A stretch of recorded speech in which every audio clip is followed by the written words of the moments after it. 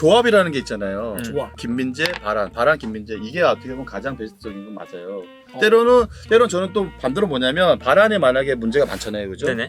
그랬을 때는 김민재, 리썸마 이것도 굉장히 좋은 조합 같아요. 왜냐면 바란이 못하는 거를 김민재 갖고 있는 게 굉장히 많아요. 예를 들면 자 이제 클린스만 감독이 국내에 들어왔어요. 네. 쇼타임에서 네. 수석 코치로 상하영을 추천해가지고 저희가 왜 이렇게 오버를 하세요?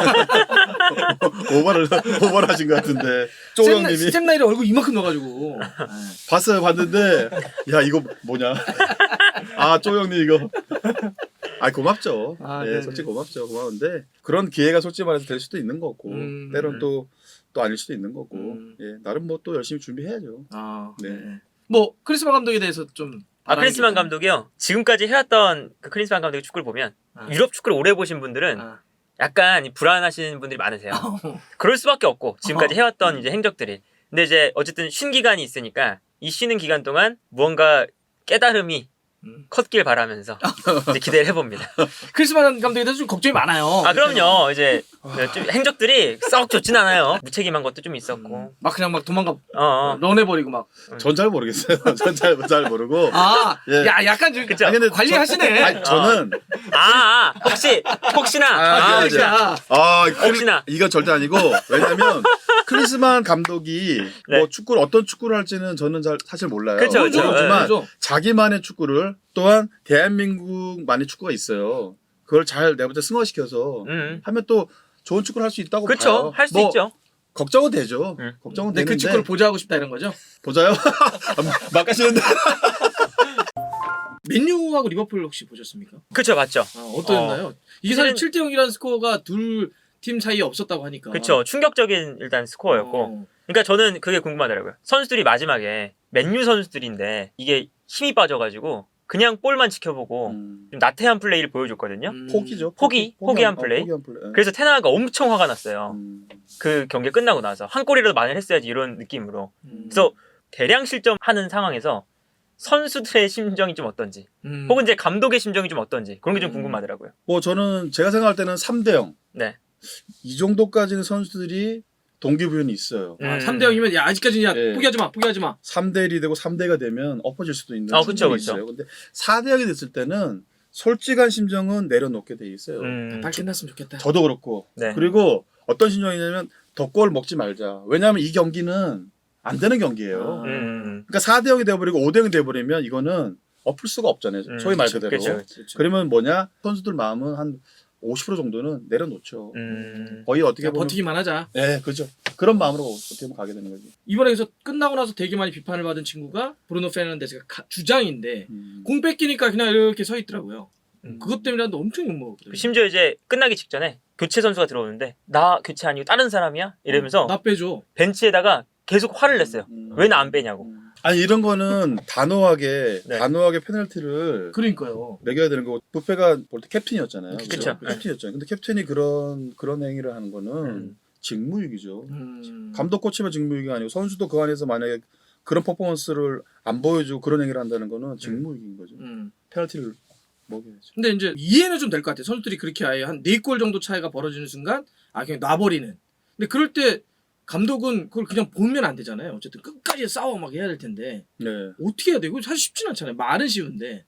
만약에 저라면 그 에어리아 그 라인까지 나와서 계속 공격을 할 것 같아요. 오히려 더 세게. 왜 그러냐면 벌써 선수들은 다 다운돼 있단 말이에요. 그렇죠. 거의 어떻게 보면은 상실했죠. 그렇죠. 상실한 상태인데 감독마저 벤치에 앉아서 가만히 있으면 코치하고 이렇게 얘기를 해요. 뭐 다음 경기 준비한다. 이게 아니고 에어리어 라인까지 나와서 계속 박수치면서 독려해줘야죠. 그게 어떻게 보면은 지극히 평범한 프로페셔널 정신인 것 같죠. 근데 때로는 이런 것도 있죠. 감독이 벤치에 앉아서 그냥 고개 숙이고 이런 것도 있고. 맞아요. 이런 모습 자체는 선수들한테 보여주면 안 된다는 거예요. 아니 그러면 이번에 좀 전술적으로 어떻게 그렇게까지 7골이 나올 수가 있어요? 뭘 잘못한 거예요, 맨유가? 혹은 리버풀이 뭘 잘한 거예요? 첫 번째는 뭐냐면 부상에서 다 회복돼서 돌아왔고 뉴페이스가 나왔고 또 축구가 참 아이러니한 거는 맨유가 굉장히 제가 볼 때 잘 나갔단 말이에요. 그렇죠. 네, 잘 나간 상태에서 원정 경기로 왔단 말이죠. 조금 더 조심스럽게 경기를 할 필요는 있었고 카세미르가 별로 공수면에서 관여를 많이 못 해주고 개인 컨디션이 굉장히 안 좋았어요. 제가 볼 때는 테나 감독이 카세미르하고 여기 프레드하고 둘이 놓은 건 아마 케미 때문에 그런 걸 수도 분명히 있어요. 그죠? 근데 적극적으로 공격 지향성인 선수들은 아니에요. 그렇죠. 네. 그렇죠. 근데 이 밸런스 자체가 좀 안 좋았다. 여기서 내가 볼 때 중원 싸움에서 좀 차이를 내지 않았냐. 요렇게 좀 생각할 수 있겠어요.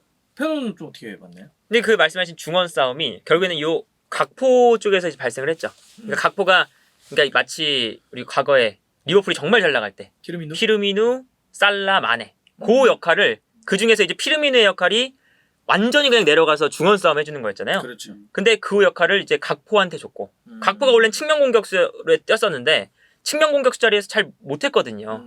그리고 누네스는 반대로 중앙 공격수 자리에서 잘 못했잖아요. 그러다 보니까 이 두 선수의 자리를 딱 바꿔주니까 그때 느낌이 딱 나더라. 그리고 여기서 이제 숫자 싸움이 4명이 되니까 카세미르랑 프레드가 순간적으로 이 선수들을 많이 놓칠 때가 많았습니다. 계속 이제 뭐 각포를 놓치거나 각포 따라가다가 옆에 있는 선수 놓치거나 그러면서 거기서부터 이제 균열이 만들어지면서 실점했던 장면들이 계속 나왔었죠. 그날 보면은 이제 골 나는 장면이거든요. 네네네. 이게 차이를 냈거든요. 그날 경기에 각포가 있었고 로버트슨이 여기서 볼을 잡았잖아요. 내가 하프라인에서 볼을 잡았는데 이 무브먼트 자체를 정말 어떻게 보면 기가 막히게 뛴 것 같아요. 각포가 맞아요. 이렇게 들어왔잖아요, 그죠? 빈몸으로 상대를 제압하는 게 가장 힘들고 어려운데 빈몸으로. 우리가 얘기하는 오프 더 볼을 그렇죠. 빈몸으로 얘기할 수도 있고 이 움직임 자체 인 아웃이든 이렇게 간단 말이에요. 이 볼이 이렇게 들어와 버리잖아요. 그렇죠. 터치 없이 그냥 액션 완투 장면으로 그냥 이거를 한 방에 무너뜨린 거. 이게 가장 핵심적이었던 거예요. 첫 터치 제가 볼 때 기가 막혔고요. 그렇죠. 반대로 감아 때리는 거 맞아요. 기가 막혔잖아요. 이게 어떻게 보면 그날 경기에 그냥 두 사람으로 인해서 결국은 제가 볼 때 결승골이었잖아요. 그렇죠. 이게 막판에 차이를 내서 끝낸 거죠, 오히려. 그런 결정력이 한 방. 제가 그 이야기했던 결정적인 한 방 나오기 5분 전에 각포 엄청 욕했습니다. 저도 잠깐 봤는데 이거 진짜 이거는 그래도 되나 싶을 정도로. 와, 이거. 근데 요 득점이 나올 때도 사실 각포의 움직임이 그 전부터 되게 좋았다. 그러니까 요 이제 측면을 잡았잖아요. 근데 측면을 잡기 전에 원래 중앙에 있었거든요. 근데 중앙에 있다가 순간적으로 빌드업하는 과정에서 이게 3명이었죠. 네. 3명이 되니까 일단 기본적으로 메뉴가 한 명씩 잡아놨어요. 근데 이때 각포가 내려왔거든요. 순간적으로. 이렇게 되니까 요 프레드가 요 앞에 있는 선수를 잡아야 될지 아니면 각포를 잡아야 될지 모르는 거예요. 그래서 순간적으로 얘를 놓쳤습니다. 그래서 누네스가 중앙으로 들어오고 각포가 측면으로 빠져나갔죠. 스위치 돼. 근데 여기서 이번엔 얘를 잡아야 될지 아니면 로버트슨이 올라와 있었거든요. 그렇지. 얘를 잡아야 될지 여기서 또 문제가 생겨요.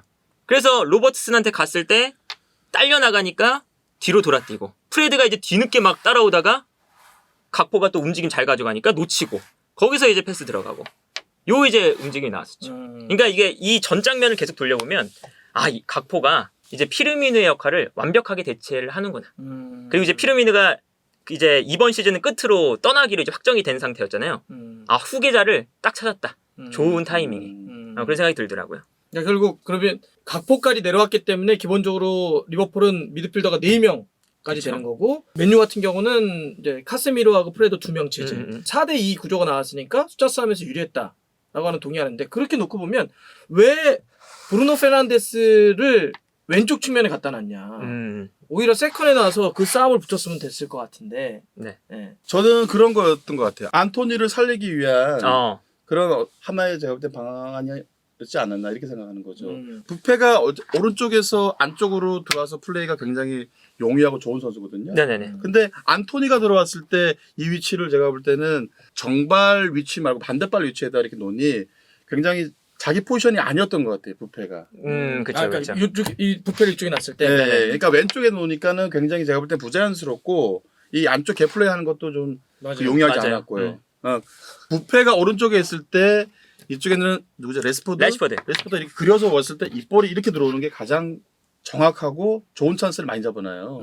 어떻게 보면 반대로 생각할 수 있죠. 왼쪽에 부패가 서가지고 볼을 안쪽으로 갖고 들어가면서 이렇게 그려서 이렇게 오는 것도 있어요. 네. 근데 이 볼 자체가 인스윙으로 들어가기 때문에 그러니까 이거는 이렇게 되니까. 오니까 수비나 골키퍼가 유리한 볼이군요. 그렇죠. 유리할 수 있죠. 그래서 부패가 볼을 안쪽에서 오른쪽에 서서 안쪽으로 잡았을 때 제가 레시포드가 이렇게 갔을 때 볼이 안에서 이렇게 감겨 들어오면 그러면 여기 나오게 처리하기가 어렵죠. 애매하고 어려울 수 있다는 거예요. 이 공과 뒤에다 이렇게 감아서 놓는 거는 그렇죠. 수비들이 이 배어 공과 등 뒤로 오는 거는 굉장히 어렵거든요. 그렇죠. 골키퍼도 반응이 마찬가지예요. 이거 나오려고 하다 볼이 감겨서 휘어버리니까 나오다 멈춰?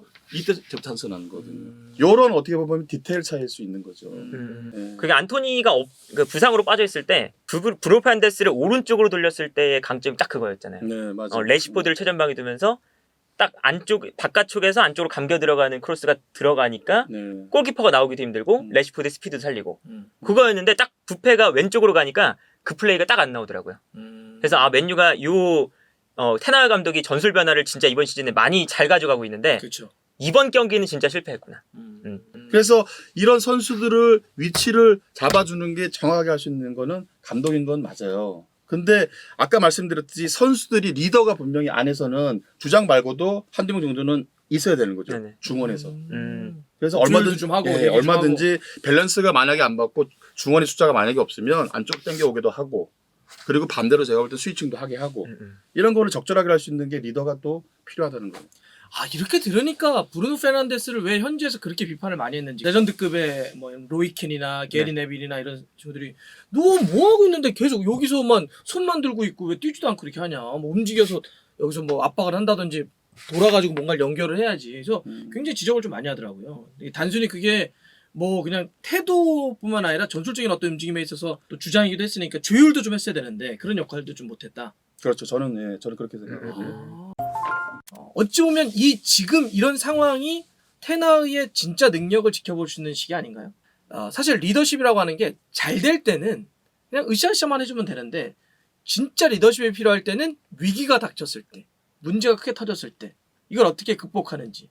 그러기 위해서는 저는 이 리버풀 경기 다음 이어지는 경기에서 맨유가 어떻게 하느냐, 테나흐가 어떻게 팀을 추스리느냐, 이게 테나흐의 진짜 능력을 볼 수 있는 것 같아요.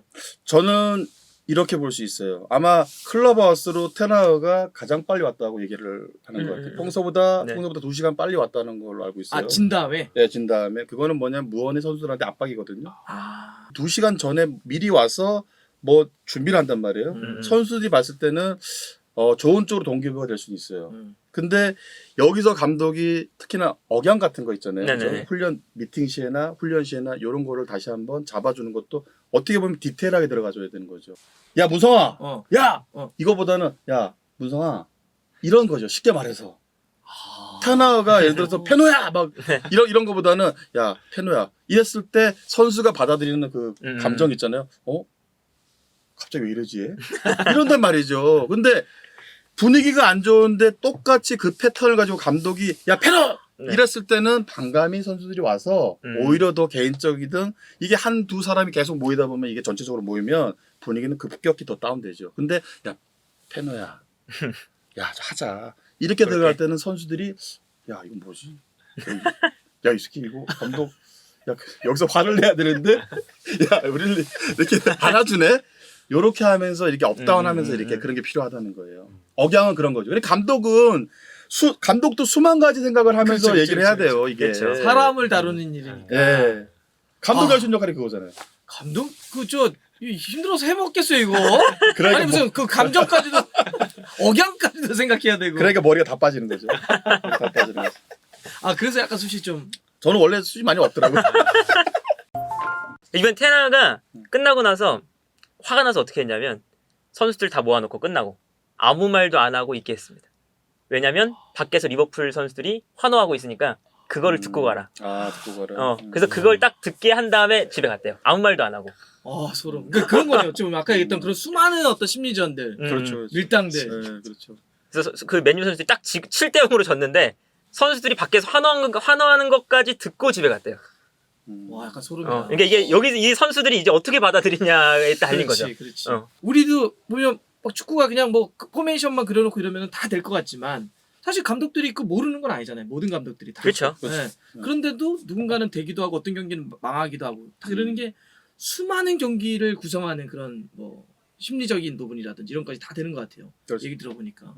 그러니까 감독이란 자리는 그냥 멋있게 야 오늘 4-4-2 야 3-5-2 어떻게 보면 쉬운 것 같거든요. 네. 그리고 그렇죠. 또 밖에 일반 팬들이 볼 때 멋있는 것 같고 야 게임 이겼을 때 야 감독 봐라 야 그리고 뭐 돈도 많이 벌고 근데 그 내면으로 들어갔을 때는 정말 외롭고 고독한 자리인 거죠. 정말 그럴 때 내 옆에 있는 수석 코치가 감독이 때로는 인간적으로 크리스마 감독님 막 안 될 때는 그 역할을 아니 때로는 맥주 한잔도 할 수 있고 이런 게 솔직히 필요해요. 독일은 맥주죠. 예. 그렇죠. 맨유의 센터백이 이 조합이 괜찮아? 이런 얘기도 좀 있습니다. 예를 들면 리산드로 마르티네스 그다음에 바란. 뭐 둘 다 이제 훌륭한 선수들이긴 하는데 네. 예를 들어서 우리가 알고 있는 센터백의 고전적인 개념들 몸이 크고 힘이 있고 특히 이제 리산마는 그런 선수가 아니잖아요. 그렇죠. 그런 종이 아니니까. 네. 그래서 예를 들면 이렇게 뭔가 한번 무너질 때는 이 조합이 너무 와르르 무너지는 거 아니냐. 이거에 대해서는 어떻게 좀 생각하십니까? 이제 리산드로 마르티네스는 그러니까 이 선수의 명확한 한계는 있죠. 아무래도 이제 피지컬적인 부분 그런 게 있다 보니까 일단 이번 시즌 시작할 때도 영입되자마자 사실 적응하지 못하는 모습을 좀 보여주기도 했었고 그런데 이제 어쨌든 이 선수를 테나 감독이 활용하는 방법을 참 잘 알거든요. 뭐 아약스 시절 때부터 워낙 애지자였어서 잘 사용하고 심지어 이제 팀이 볼을 전개하는 과정에서 리산드로 마르티네스가 차지하는 부분도 엄청나게 크잖아요. 그래서 사실 지금 이 리산드로 마르티네스와 바란 이 조합은 이번 경기는 사실 좀 처참하게 무너지긴 했지만 이 조합 자체는 상당히 괜찮다.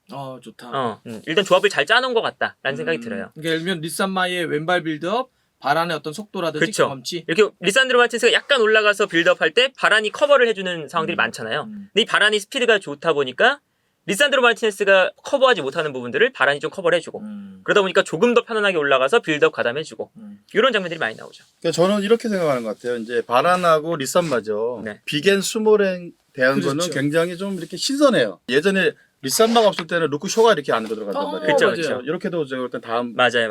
플랜을 아마 준비한 것도 같고요. 왜냐면 맥과이어를 솔직히 말해서 못 믿잖아요. 맥과이어를. 안 믿어요, 저도. 가장 못 믿는 게 뭐냐면 실수지만 굉장히 반응 자체가 느려요. 머리가 크더라고요. 속도 면에서보다는 순간적인 반응이 안 되니까는 네네. EPL에서 굉장히 실수 그리고 수비를 놓치는 경우 그리고 골을 주는 헌납하는 경우도 꽤 있고요. 맞아요. 그래서 자꾸 뭐 우리가 항상 얘기하지만 김민재 하는 게 뭐냐면 조합이라는 게 있잖아요. 좋아. 그러니까 바란이 부상만 없으면은 이쪽 왼쪽에 같이 둘이 김민재 바란 김민재 이게 어떻게 보면 가장 베스트적인 건 맞아요. 때로는 저는 또 반대로 뭐냐면 바란이 만약에 문제가 많잖아요, 그죠? 네네. 그랬을 때는 김민재 리산마 이것도 굉장히 좋은 조합 같아요. 왜냐면 바란이 못하는 거를 김민재 갖고 있는 게 굉장히 많아요. 예를 들면 바란이 여기서 빌드업으로 횡으로 하는 이런 건 있어요. 네네. 근데 순간적으로 만약 상대 진영 폭백이 올라갔을 때 이 공간을 치고 올라가는 거는 김민재가 제가 볼 땐 탁월하거든요. 잔발로 올라가는. 네. 그러니까 상대가 내려선 있는 빌드업은 다 해요. 네네. 다하게 우리가 다. 상대가 이렇게 다 물러나면 네. 이쪽에서 빌드업은 쉽다는 거죠. 네, 그 빌드업은 다 해요. 하지만 상대가 이렇게 만약에 진을 치고 올라왔어요. 상대가. 네네. 그랬을 때 이 공간에 만약에 그러니까 빌드업에서 빌드업이지만 순간적으로 제가 볼 때 가지고 나가는 게 오히려 김민재가 지금 모든 리그를 통틀어서 가장 좋은 선수는 맞는 것 같아요. 맞아요. 그래서 그런 장면이 워낙 많아요. 네, 그래서 저도 또한 바란, 리산마, 김민재 요 세 조합으로 해서 한 시즌을 만약에 가면 가장 이상적이지 않을까. 맨유가. 예, 그래서 저는 김민재 하는 거에 한 가지를 더 숟가락을 얻는 거죠. 근데 가장 지금 솔직히 말해서 좋은 선수예요, 가장. 맞아요. 김민재가. 센터백에. 예. 그럼 아까 베스트는 그런 얘기를 했어요. 그러니까 3명으로 돌리는 거에 대해서 이야기를 하셨는데 바란하고 김민재면 베스트다라고 했는데 왜 그렇다는 거죠? 저는 이런 것 같아요. 아직까지는 아까 말씀드렸듯이 리산마의 이 높이. 제공권. 예, 높이에 대한 게 아마 가면 갈수록 리스크를 떠안을 수는 있어요. 상대가 아니까. 이 선수가 맨마킹이나 지능적이나 이 키를 다 커버를 하잖아요, 그죠? 볼 잘 쳐더라고요. 네, 이번에 해병 너무 잘 쳐더라고요. 빌드업 좋아요. 다 왼발에 좋고 그리고 중요한 건 뭐냐면 이 존에 대한 개념을 굉장히 영리하게 잘 알고 가는 선수 같아요. 그래서 오히려 이렇게 가니까 바란이 좀 편하게 수월하게 경기를 제가 볼 때 소화할 수 있는 것 같고 근데 이제는 바란도 크고 빨라요. 네. 김민재 크고 빨라요. 제가 볼 때 빌드업도 웬만큼 이상으로 다 하고. 네. 그래서 이 조합이 특히나 EPL에서는 가장 최적화되어 있는 제가 볼 때 신체적인 거나 경기적인 거나 모든 걸 통틀어 봤을 때는 이 조합이 EPL에서는 통할 수 있는 조합이라는 거죠. 프리미어리가 이제 피지컬적으로 아주 세게 강하니까, 붙어주니까. 굉장히 강하니까. 그러면서 저는 리산마가 여기 두 명에 대한 거를 경쟁을 붙이는 거죠. 경쟁을 붙이는 거죠. 단지 한 가지는 리산마가 투 센터백에서 왼쪽만 볼 수 있다는 거고 그쵸. 단점은 한 가지는 있어요. 근데 충분히 경합할 수도 있고 그리고 또 여기서 제 개인적인 생각은 리산마를 때로는 루크쇼하고도 또 이렇게 왼쪽 백으로도 좀 돌려놓으면 내가 좋지 않을까. 인버티드 역할을 네네. 이렇게 리산마가 좀, 예. 리산마를 좀 안쪽으로 들어와서 왜 이 선수가 공존이 가능하네. 예, 볼 빌드업도 마찬가지지만 이 중원에서 이 싸우는 역할, 싸움떡 역할이라고 하잖아요. 그렇죠. 이거를 맨유 안에서 어떻게 보면 굉장히 제일 좋은 선수거든요. 이런 선수를 이쪽에 안쪽에 넣어서 인버티드 역할을 하면서 빌드업도 자연스럽게 하고 네네. 또 측면도 나와주고 오히려 진척고 가는 역할을 풀어주는 빌드업이나 이런 거는 굉장히 제가 볼 때는 수월하니까 이런 역할도 분명히 리산마가 할 수 있다. 저는 그렇게 보거든요. 어때요? 일단 뭐 이것도 사실 가능한 게 아약스 시절에 비슷하게 했습니다. 아약스 시절에는 이게 테나가 이런 수비 라인에 대한 그 아까 말씀하신 특이한 조합이잖아요. 키가 작은 센터백. 그렇지. 근데 심지어 아약스에서는 둘 다 작았어요. 팀버라는 선수가 있었고 리산드로 마르티네스가 있었는데 둘 다 이 선수는 풀백을 보던 선수였고 그렇죠. 풀백과 중앙을 다 보는 선수고 리산마는 수비형 미드필더와 센터백을 보는 선수였고 요 앞에 있는 알바레스라는 선수는 수비형 미드필더랑 중앙 수비수를 보는 선수였어요. 그래서 아약스에 재밌었던 게 얘가 올라가면 얘가 내려오고 얘가 올라가면 얘가 내려가서 다시 내려오고 센터백이 센터백하고 수비형 미드필더 계속 스위칭을 한 거예요. 그래서 이거 진짜 참 재밌다. 그래서 이제 테나 감독의 전술이 좀 유명해졌던 게 요 센터백에 대한 운영적인 측면도 있었죠. 이제 그런 걸 생각하면 리산드로 마르티네스도 충분히 사실은 뭐 왼쪽으로 빼서 이제 변형 3백처럼 써보는 그런 형태가 충분히 가능하다. 그 이제 만약에 김민재 선수가 맨유를 가면 네. 3옵션이다. 그러니까 즉 바란하고 리산마가 주전이고 김민재 선수가 3옵션으로 약간 로테 자원으로 들어가는 거에 대한 우려나 이야기들 그쵸. 있잖아요. 그런 생각에 대해서는 어떻게 생각해요? 그러니까 그게 아무래도 이 리산드로 마르티네스가 테나 감독의 전술에서 정말 아이덴티티가 확실한 선수거든요. 그러니까 지금도 쓰는 걸 보면 결국에는 리산마가 없을 때는 루크쇼잖아요. 그렇죠. 린델로프랑 맥과이어가 있는데 무조건 전문 센터백이 그쵸. 있는데도 풀백을 붙여버리는. 무조건 왼발 두거든요. 그러니까 이거는 결국에는 약간 3백 만들면서 사실은 심지어 이게 달로나 원비사카가 롱패스를 못 뿌려주니까 에릭센이 내려왔었습니다. 전반기에는. 그래서 에릭센 오른발, 왼발, 리산드로 마르티네스 혹은 루크쇼. 그래서 이제 좌우 측면을 넓게 쓰겠다라는 게 기본적인 테나의 이 전술적인 구상이기 때문에 이런 것 때문에 요 자리는 김민재가 1옵션이 되기가 좀 힘들다. 어렵다. 아무래도 이제 김민재 선수가 롱패스가 좋긴 하지만 전문 얘보다는 안 왼발적인 좋잖아요. 아니니까. 리산마보다는 안 좋으니까 이게 사실은 이쪽에서는 좀 1옵션이 되기 좀 힘들고 테나 감독 전술상 바란 쪽에서 또 경쟁을 해야 되는데 그러자니 김민재가 바란보다 지금 잘하고 있지만 또 바란을 그렇다고 백업으로 두기에도 좀 이상한 그림이고 그러다 보니까 이게 어쨌든 주전 센터백 확고한 선수들이 2명 있으니까 이제 맨유 팬분들도 확고한 선수가 2명 있는데 김민재라는 핵심 선수까지 1명 더 와버리면 누군가는 하나 좀 내려가야 되니까 이러면 좀 어수선할 수 있겠다 라는 이제 생각들을 하고 계신 거죠. 어떻게 생각하세요? 네, 그래서 저는 이제 또 반대는 아니지만 그 팀에 있는 어떻게 보면 고위층들이 아마 상의는 다 분명히 그쵸, 할 거예요. 그쵸. 감독하고 하겠죠. 그죠? 그러니까 김민재가 2순위, 3순위, 1순위인지 바란 1순위, 2순위 이게 제일 중요한 것 같지는 않아요. 왜 그러냐면 아니다. 서드에 지금 누가 있냐면 맥과이어하고 린델로프가 있단 말이에요. 아예 못 쓰고 있단 말이죠. 그쵸, 그쵸. 킬 존스도 킬 있을 존스도 거예요. 있어요. 네, 그렇게 따진다면은 이 선수들은 어떻게 보면 시즌 아웃인 거잖아요. 솔직히 말해서 그렇죠. 그죠? 그쵸. 사실상 이 선수들만 만약에 바란이나 이 지금 뭐죠 리산마가 리산마. 부상이나 이런 게 큰 네네네. 변수만 없으면 이 선수들로 계속 끌고 간단 말이에요. 그러니까 저는 뭐냐면 김민재를 무조건 해서 그 금액을 주고 아마 끌고 와야 돼요. 끌고 들어와서 경쟁을 그러니까 제가 볼 때 프리시즌부터 시작해서 경쟁을 시켜서 아마 그 조합을 볼 것 같아요. 분명히 제가 만약에 테나 감독이면 내가 가장 선호하는 왼발이야. 키는 작아. 네. 작지만 가장 내 전술에 부합하는 선수야. 이 선수를 난 무조건 써야 돼. 쓸 수는 있어요. 네네. 하지만 이 2명, 3명 가지고 롱 시즌 1년 시즌 갈 수는 없단 말이죠. 그렇죠. 그래서 제가 볼 때는 테나가 머리가 더 영리한 사람이라면 1번, 2번 두질 않고 무조건 하고 김민재를 이 조합을 어떻게든 간에 경쟁 구도를 만들어서 누구를 1번에 집어넣을지를 모르게끔 할 것 같아요, 저는. 그러니까 그래서 누가 넌 3번이야, 넌 2번이야 이게 아니라 정말 모두 다 베스트를 만들어 놓고 거기서 상황과 흐름에 따라서 계속 투입하기도 하고 혹은 가끔씩은 아까 형태로 3명을 공존시키기도 하고 네. 그래서 한 시즌을 그냥 왜냐하면 맨유가 이제 다음에 노려될 거는 더 높은 데잖아요. 그렇죠. 프리미어리그 네. 우승, 챔피언스리그도 뭐 어디 이상 뭐 이런 거니까 아이디어, 그러니까 3명을 잘 쓰는 아이디어를 찾는 게 맞다. 그걸 내야죠.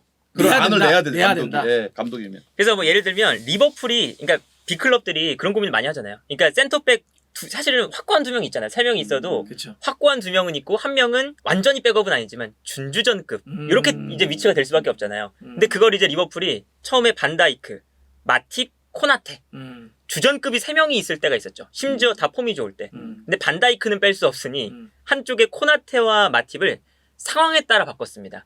그러니까 코나테는 더 스피드가 빠르고 더 솔리드한 느낌이라면 마팁은 조금 더 볼 전개나 그렇죠. 공격 작업에 더 특화가 되어 있잖아요. 그래서 상대가 역습이 강한 팀들, 토트넘 같은 팀을 만날 때는 코나테, 상대가 조금 약하고 우리가 더 지배해야 되는 경기라면 마팁 이렇게 돌렸었거든요. 이제 그런 형식으로도 쓸 수가 있는 거죠. 근데 이게 퍼거슨 감독도 이랬던 느낌이 있네요. 네. 오쉐이라든지 네네. 웨스 브라운이라든지 이런 선수들에 대해서 끊임없이 막 어떤 상황에 따라서 막 변화를 주기도 하고 맞아요. 야 너는 무조건 주전이야 이런 느낌보다는 네, 그렇죠. 긴장감을 끊임없이 유지시키면서 그렇게 한 골 승부를 해가지고 우승을 수많은 걸 하기도 했었죠. 저는 그게 좋은 감독이라고 생각해요. 경쟁 구도를 계속 주는 거. 선수 입장에서는 미디어나 사실 팬들은 그냥 사실 그렇게 표현하기 좋잖아요. 그냥 너 1옵션이야, 2옵션이야. 그렇죠. 근데 네. 감독 입장에서는 그렇게 나누는 게 그거보다 참 어려운 직업이에요. 진짜. 감독이라는 게 진짜 어려운 직업이. 사실 김민재 600억 정도잖아요. 600억에 김민재 네. 데려온다는 건 어떤 팀에서든 환영이죠. 그렇지. 그 정도 금액에 데려올 수 그렇지, 있으면 그렇지. 뭐 1옵션이든 몇 옵션이든 네. 데려오고 봐야죠. 네.